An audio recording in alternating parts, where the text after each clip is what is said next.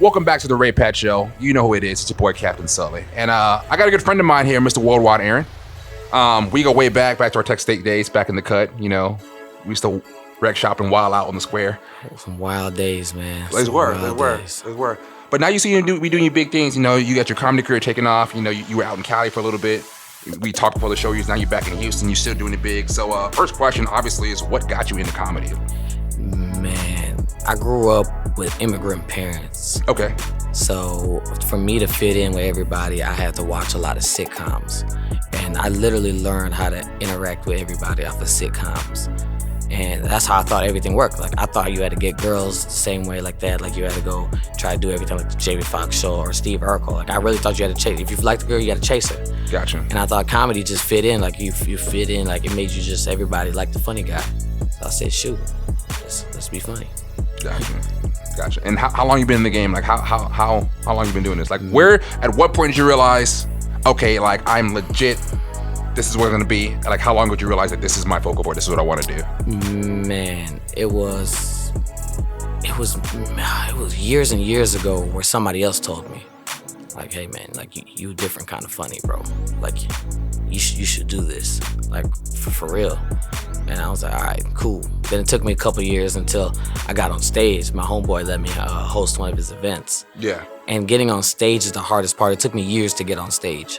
Like, was that because of stage fright, or just the door wasn't opened up for you?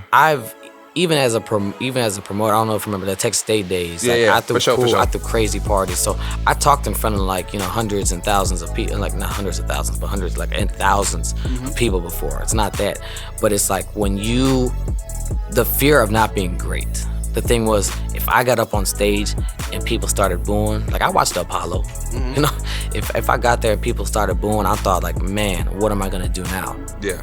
And I thought that everything would end right there. If I got booed one time, if I got whatever, it was one of the biggest fears of what if I get there and I'm not as great as people say I am, or if I'm not as funny as I think I am, or I didn't, whatever. Like, it would break me. So it took me a long time to get there. Nice. Now, what do you look to for inspiration? Like, what do you draw from? Man, my inspiration comes from everybody who does it before me and everybody who does it at the same time. Like, I go to open mics to practice, and I see some guys completely bomb, and they motivate me. Cause first of all, everybody who has the balls to get up on stage, whether you're good or not, you have my respect. Nice. You have my respect. Anybody who gets up in front of people and just expresses themselves, you have my complete respect. Somebody who knows how to do it. I mean, who done it before, and that I had seen both sides of it. I had good nights and I had bad nights, and you have my complete respect. So good dude. Any memorable experiences for you? Any memorable shows? Man, I'll explain this one to you. I'll tell y'all this story, man. So there's this actual show like this. It's called The Rollout Show in LA. It's hosted by this guy named Speedy. Speedy's he's not a household name, but he's one of the funniest guys. Nice. Like, he works with Jamie Foxx, he writes for Jamie Foxx and stuff. And he had a show called The Rollout Show, and they had an event in LA I flew out to. And Jamie Foxx actually performed for, like, the first time in 15 years. Okay. It was a show that they're recording for, like, traveling comedians to come in one area. They film them. It's gonna be for Netflix. Nice. So I flew to Vegas trying to do an interview with them like this. Yeah. Try to set that up, and instead, you know, they're like, oh wait, hey, we got a show tonight for the rollout thing. Why don't you come and, you know, do 5 minutes? I was like, cool. I'm thinking I'm opening up, so I'm like, all right, I'm just gonna go up real quick early before they do anything. They had a whole bunch of openers already, and then they shut the show down. They set up the stage, like they put the whole background, the lights, those big cameras. I'm like, what the hell? And I was on the main show. Dang. Wow. I was on the main show. That's dope. No, you think it is. Uh-oh. It wasn't. No. Oh, damn. All right. Spoke too soon. Spoke too soon, man. Spoke too soon. First of all, now I'm engaging. One of the things, when you're a comedian, I'll tell anybody who does comedy or wants to do comedy, engage the audience first. Look who you're performing in front of. Okay. Don't go with a a set predetermined. Yeah. Because that's what I did. Okay. I was trying out new material. My homie just passed, one of my best friends. Yeah. And I had something with him involved. So I was Yeah. determined to try this new material. I was trying new material out. When this should have been worked out, I should have used my worked out shit. But I tried new stuff that day. And the crowd was like 45 and up, older black women, 90% black women. And the first thing that came to my mind was, I can't even make my mama laugh. This is going to be a rough night. Yeah, that's trouble. It's going to be a rough night, man. Nice. Now, So Speedy gets up there and he's killing it, and he brings me out, and he even says my name wrong. He said, world famous Aaron. I said, worldwide. Okay, not a big deal. I walk on stage, they had cameras like walking with me and stuff like that. I'm like, what the hell's going on here? And I get in front of them, and let me tell you this. Nobody booed, but I saw who laughed.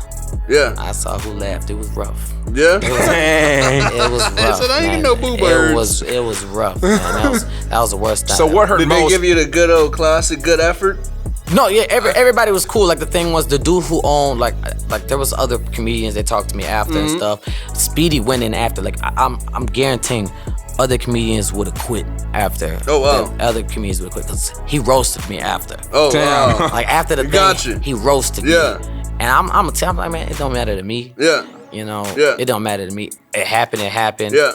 You know, I understand, like, this dude named Michael, I forgot his name, Michael something. He owned the Comedy Act Theater when everybody was performing, all the big names performed in LA. Okay. The owner of it. So he's seen everybody come up. And he came to me, he's like, bro, it was funny, man. You just stopped. He's like, bro, because I was burning up there, guys. You don't understand.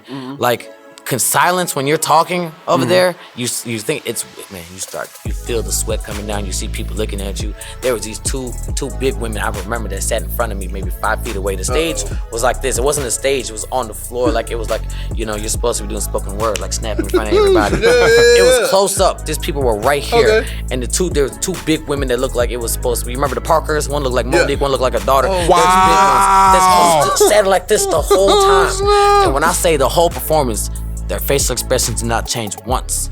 I was just like, If you don't unfold your damn arms. I was shook. I was shook. They got me. I didn't do comedy for a grip after that. I ain't gonna lie. I was scared to hit the stage after that because I was like, yo, that shit hurt. Yeah, I believe it. Hurt. Because that was a chance. This was it was a recording for Netflix. Okay. I was like, oh Lord, this is gonna. I watched TMZ for 3 days. I said, yo, this is gonna be some. I said, I'm gonna be on TMZ. We all about to see you, huh? I was gonna say comedian bombs. Everybody likes saying bomb. I was like, I promised you during the performance. Yeah. I didn't know if they were gonna have some shit like set up that was like whatever. So I kept looking around in case the Sandman was gonna come and sweep me off or something like that. You was waiting for the Apollo, dude. I was like, man, I'm glad this wasn't an Apollo. I was glad this wasn't an You Apollo. definitely got tapped off the stage. Oh huh? man, I think man. 'cause Someone in the back will tell you, hey, bro, wrap it up. the thing with from millennials, bro, Yeah. they would have died. Like I had Yeah. some funny shit Yeah. going, but those people didn't understand. Like I I'm got talking you. about stuff that they really I didn't got you. They rub missed with the them. boat on. Yeah. I got you. Before we wrap the one-on-one segment up here with you, man, tell the people where they can find you, man. If they looking for you, they want more of your jokes, where can they get them? Man, it's worldwide_Aaron on Instagram. I got a podcast coming out called Knowledge You Can't Get in College. That's gonna just be with me, a bunch of my celebrity friends and business friends. Okay. Gonna go and, you know, really just rub elbows and get y'all the knowledge you need to be more successful. Nice. And yeah, Jen, just help everybody out with their day-to-day activities, man. Let you know the grind never stops. Nice. Now, sometimes I'm hard of hearing, so I need you to tell me one more time. Where can they find you? Worldwide_Aaron on Instagram. I'm not a big Twitter guy, but, you know, if I do, you can find me on my Instagram and I'll tell you where to go. I got you. Good deal. We gonna move on to top 5 comedians with Worldwide. Sully is generally pretty opinionated about other people's lists, so we'll see if he has to say anything about your top 5 comedians. Damn, bro. Man,